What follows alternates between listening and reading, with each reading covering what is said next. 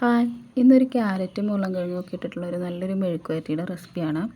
ചോറിൻ്റെ ഒക്കെ കൂടെ കഴിക്കാനും ചപ്പാത്തിയുടെ ഒക്കെ കൂടെ കഴിക്കാനൊക്കെ നല്ല ടേസ്റ്റാണ്. അപ്പോൾ ആദ്യം തന്നെ ഒരു ചീനച്ചട്ടി അടുപ്പത്ത് വെച്ചിട്ട് അതിലേക്ക് ഇത്തിരി വെളിച്ചെണ്ണയോ ഓയിലോ എന്താണെന്ന് ചോദിച്ച് നമ്മൾ സവോളയും വെളുത്തുള്ളിയും കൂടെ അരിഞ്ഞ് വെച്ചിട്ടുണ്ടായിരുന്നു. അതൊക്കെ ഇട്ട് നന്നായിട്ട് വഴറ്റിയെടുക്കുക. നന്നായിട്ട് ആ സവോളയുടെയും അതുപോലെ തന്നെ വെളുത്തുള്ളിയുടെയും പച്ചമണം മാറണ വരെ നന്നായിട്ടൊന്ന് വഴറ്റിയെടുക്കണം.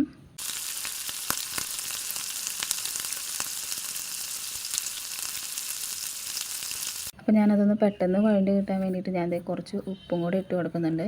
അപ്പോൾ ഉപ്പും കൂടി ഇട്ടിട്ട് നന്നായിട്ടൊന്ന് വഴറ്റി എടുക്കുക.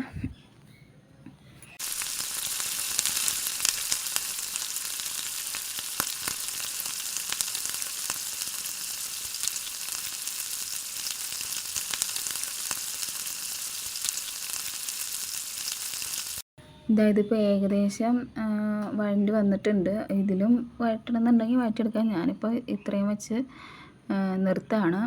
എന്നിട്ട് ഞാനിതിലേക്ക് പൊടികളല്ല ആദ്യം ചേർക്കുന്നത്. ഞാൻ എണ്ണയിൽ പൊടികൾ മൂപ്പിക്കുന്നില്ല. ചില സമയത്ത് മൂപ്പിച്ചെടുക്കും, ചില സമയത്ത് മൂപ്പിക്കില്ല. അല്ലെങ്കിൽ ഞാൻ സാധാരണ ചെയ്യുന്നത് ഇങ്ങനെയാണ്. ഇതിലേക്ക് തന്നെ ഡയറക്റ്റായിട്ട് ഇപ്പോൾ ഞാൻ ക്യാരറ്റും ഉരുളൻകിഴങ്ങും അരിഞ്ഞ് വെച്ചത് ഇടാണ്. അത് കഴിഞ്ഞ് നമുക്ക് ആവശ്യത്തിനുള്ള മഞ്ഞൾപ്പൊടി ഇട്ട് കൊടുക്കുന്നുണ്ട്. അതുപോലെ തന്നെ മുളക് പൊടിയും ഞാൻ ഇട്ട് കൊടുക്കുന്നുണ്ട്.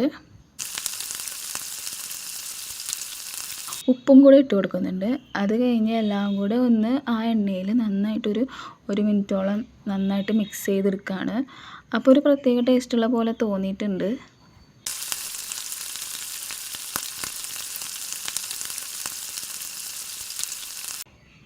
ഉപ്പൊക്കെ ഇട്ടു. എന്നിട്ട് നന്നായിട്ട് ഇങ്ങനെ മിക്സ് ചെയ്തെടുക്കുകയാണ്.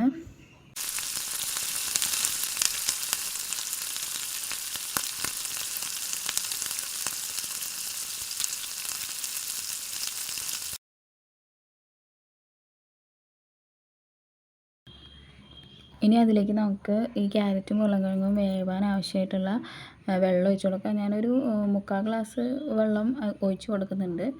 അപ്പോൾ അത് ഒഴിച്ച് കൊടുത്ത് മീഡിയം ഫ്ലെയിമിലിട്ട് വേവിക്കാം. മൂടി വെച്ച് നമുക്ക് വേവിക്കാം. കുറച്ച് കഴിഞ്ഞപ്പോൾ ഞാൻ തുറന്ന് ഒന്ന് നന്നായിട്ട് ഇളക്കുന്നുണ്ട്.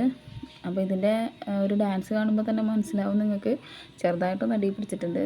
എന്നാലും വെന്തിട്ടുണ്ടായിരുന്നു. വെള്ളം പെട്ടെന്ന് അങ്ങോട്ട് വറ്റിപ്പോയി.